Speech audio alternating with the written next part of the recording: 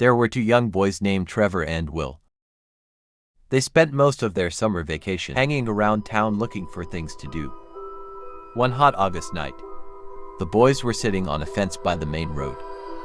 There was a cornfield just across the road. Suddenly Trevor spotted something in the field. In the darkness it was difficult to make out, but he thought it looked like some kind of weird animal. He nudged his friend and pointed in the direction of the strange figure. Will said he could see it too. He wasn't sure, but the mysterious thing seemed vaguely human. The next thing they knew, the thing was gone. The boys craned their necks and scanned the field with their eyes. Out of the blackness came the thing. It slowly walked over to the edge of the field, before disappearing again. Trevor and Will looked at each other puzzled. "What was that?" asked Will. "I have no idea," replied Trevor. No sooner had he said that than Trevor felt a clammy hand on his shoulder. He turned around and found himself staring directly into the hideous face of the thing. He let out a yell of terror and surprise. The rotting skin on the thing's face was coming off, in places revealing the bone underneath. For a moment, it just stared silently at Trevor with its dark, sunken eyes, then it suddenly grabbed hold of his arm. Trevor felt its fingernails dig into his flesh. As he wriggled out of its grasp, the two boys leapt off the fence and ran down the road, screaming in horror. They didn't stop running until they reached their homes. They tried to tell their parents and friends about the thing they had seen that night, but nobody believed them. When Trevor woke up the next morning, the scratches on his arm were still there. After a few days, they got worse and worse. Trevor got sick, and his parents took him to see a doctor. After examining his arm, the doctor told the boy it was infected and gave him some pills to take. Unfortunately, Trevor's condition got worse and worse. The infection spread to his entire arm, and it wasn't long before his flesh was rotting and falling off. He was taken to hospital. But no matter what the doctors did, no treatment seemed to work. The infection spread throughout his whole body. Trevor was confined to a bed and started to waste away. It seemed like he was beyond help, and as the days went by, he steadily grew worse and worse. His anguished parents could only sit at his bedside and cry as they watched their beloved son slowly rotting away before their eyes. On that day that Trevor finally passed away, Will came to the hospital to visit him. When the boy walked into the hospital room and saw Trevor laying in bed, he was horrified. His friend looked exactly like the thing.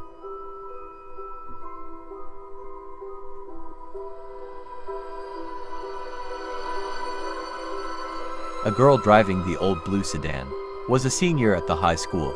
She lived on a farm about 8 miles away and used the car to drive back and forth. She had driven into town that night to see a basketball game. Now she was on her way home. As she pulled away from the school, she noticed a red pickup truck follow her out of the parking lot. A few minutes later, the truck was still behind her. "I guess we're going in the same direction," she thought. She began to watch the truck in her mirror. When she changed her speed, the driver of the truck changed his speed. When she passed a car, so did he. Then he turned on his high beams, flooding her car with light. He left them on for almost a minute. "He probably wants to pass me," she thought, but she was becoming uneasy. Usually she drove home over a back road. Not too many people went that way, but when she turned onto that road, so did the truck. "I've got to get away from him," she thought, and she began to drive faster. Then he turned his high beams on again. After a minute, he turned them off. Then he turned them on again and off again. She drove even faster, but the truck driver stayed right behind her. Then he turned his high beams on again. Once more her car was ablaze with light. What is he doing? She wondered. What does he want? Then he turned them off again. But a minute later, he had them on again and he left them on. At last she pulled into her driveway, and the truck pulled in right behind her. She jumped from the car and ran to the house. "Call the police," she screamed at her father. Out in the driveway, she could see the driver of the truck. He had a gun in his hand when the police arrived. They started to arrest him, but he pointed to the girl's car. You don't want me, he said. You want him. Crouched behind the driver's seat, there was a man with a knife.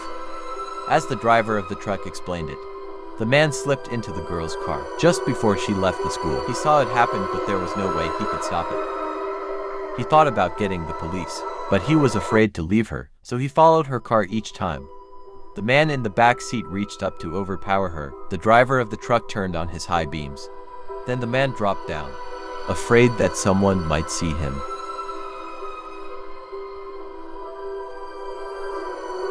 It was 9 o'clock in the evening.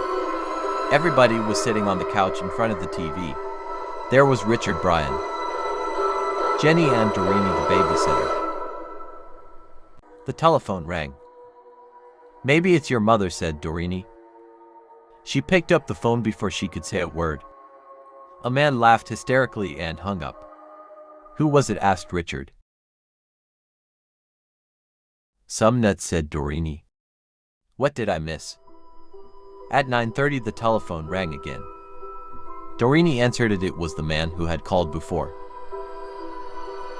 I'll be there soon, he said. And he laughed and hung up. Who was it? The children asked. Some crazy person, she said. About 10 o'clock the telephone rang again. Jenny got to it first. Hello. She said it was the same man. One more hour, he said. And he laughed and hung up. He said 1 more hour. What did he mean? Asked Jenny. Don't worry, said Doreen. It's somebody fooling around. I'm scared, said Jenny. About 10:30 the telephone rang once more. When Doreen picked it up, the man said, Pretty soon now, and he laughed. Why are you doing this? Doreen screamed. And he hung up. Was it that guy again? Asked Brian. Yes. Saw it, Doreen. I'm going to call the operator and complain. The operator told her to call back if it happened again, and she would try to trace the call. At 11 o'clock the telephone rang again. Doreen answered it. Very soon now. The man said, and he laughed and hung up. Doreen called the operator almost at once. She called back. That person is calling from a telephone upstairs. She said, you better leave. I'll get the police. Just then, a door upstairs opened. A man they had never seen before started down the stairs toward them. As they ran from the house, he was smiling in a very strange way. A few minutes later, the police found him there and arrested him.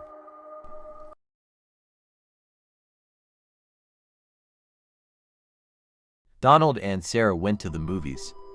Then they went for a ride in Donald's car. They parked up on a hill at the edge of town. From there, they could see the lights up and down the valley. Donald turned on the radio and found some music, but an announcer broke in with a news bulletin. A murderer had escaped from the state prison. He was armed with a knife and was headed south on foot. His left hand was missing. In its place he wore a hook. Let's roll up the windows and lock the doors, said Sarah. That's a good idea, said Donald. That prison isn't too far away, said Sarah. Maybe we really should go home. But it's only 10 o'clock, said Donald. I don't care what time it is. She said I want to go home. Look, Sarah, said Donald, he's not going to climb all the way up here. Why would he do that? Even if he did, all the doors are locked. How could he get in? Donald, he could take that hook and break through a window and open a door, she said. I'm scared. I want to go home. Donald was annoyed. Girls always are afraid of something, he said as he started the car. Sarah thought she heard someone or something scratching at her door. Did you hear that? She asked. As they roared away, it sounded like somebody was trying to get in. Oh, eat sure, said Donald. Soon they got to her house. Would you like to come in and have some cocoa? She asked. No, he said.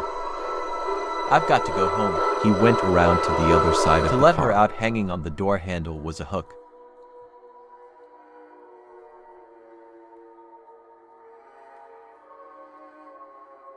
Margaret and her brothers Paul and David shared a small house on top of a hill, just outside the village. It was so warm one summer's night that Margaret could not sleep.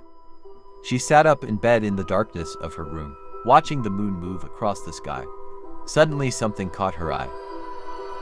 She saw two small yellow, green lights moving through the woods, near the graveyard at the bottom of the hill. They looked like the eyes of some animal, but she could not make out what kind of creature it was.